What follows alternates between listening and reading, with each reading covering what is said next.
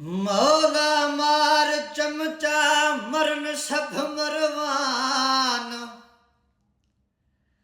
मौला मार चमचा मरन सब मरवान।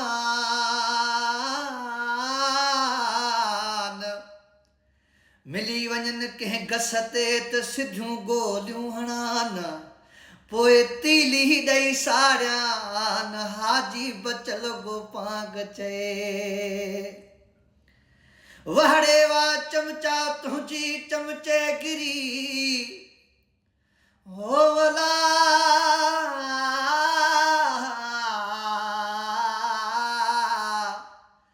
वहड़े वा चमचा तुंहिंजी चमचे गिरी मुखां जानी कराई जुदा। लिकियल राज रकीबन खे मुंहिंजा खोले ॿुधाई सॼा। चवे जमाली महरम कंदो ख़ुदा त पिनंदो रहंदे पछाड़ी तई। दोस्तो हीउ गीत उन मुनाफ़िक़ माण्हुनि जे लाइ ख़ासि ठहियलु आहे जेके मुनाफ़िकी करे मिट माइटनि खे दोस्तनि खे पाण में भाइरनि खे विढ़ाईंदा आहिनि। ख़ासि करे हिन शाइर उन्हनि जे लाइ हीउ गीत लिखियो आहे। पर ॾिसी छा थो चए, हो लॻी ज़ंग वियो आहे किलेशन में, मूं सांढे रखियो हो ॻंढनि में।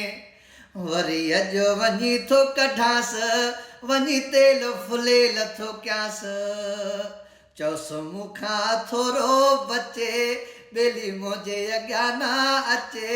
किथे मां न मारे विझांसि, वञी तेल फुलेल थो कयांसि। लॻी ज़ंग वियो आहे किलेशन में, मूं सांढे रखियो हो ॻंढनि में। वरी अॼु वञी थो कढांसि, वञी तेल फुलेल थो कयांसि। रुगो ड्राड़ फटाको हणे थो, इन ॻाल्हि में कोन वणे थो। हे बाहियूं अंदर में बरन थियूं, बाहियूं अंदर में बरन थियूं, बाहियूं अंदर में बरन थियूं। रुगो ड्राड़ फटाको हणे थो, इन ॻाल्हि में कोन वणे थो। कूड़ो माण्हू बाह ॾियांसि, किथे मां न मारे विझांसि। लॻी ज़ंग वियो आहे किलेशन में, मूं सांढे रखियो हो ॻंढनि में। वरी अॼु वञी थो कढांसि, वञी तेल फुलेल थो कयांसि। मजबूर ॾिसी न सताए, छो थो पाण खे पाण माराए।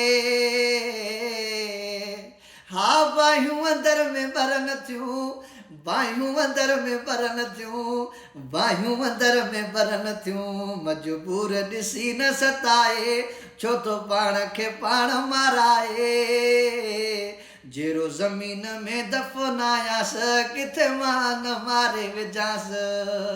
लॻी ज़ंग वियो आहे किलेशन में, मूं सांढे रखियो हो ॻंढनि में। वरी अॼु वञी थो कढांसि, वञी तेल फुलेल थो कयांसि। चओसि मूंखां थोरो बचे, ॿेली मुंहिंजे अॻियां न अचे। किथे मां न मारे विझांसि, वञी तेल फुलेल थो कयांसि। चरियो चवे अज़ीम जमाली, सॼो बस्ट कंदो संसि ख़ाली। हा बाहियूं अंदर में बरन थियूं, बाहियूं अंदर में बरन थियूं, बाहियूं अंदर में बरन थियूं। चरियो चवे अज़ीम जमाली, सॼो बस्ट कंदो संसि ख़ाली। हणी सीनो परूण न कयांसि, किथे मां न मारे विझांसि।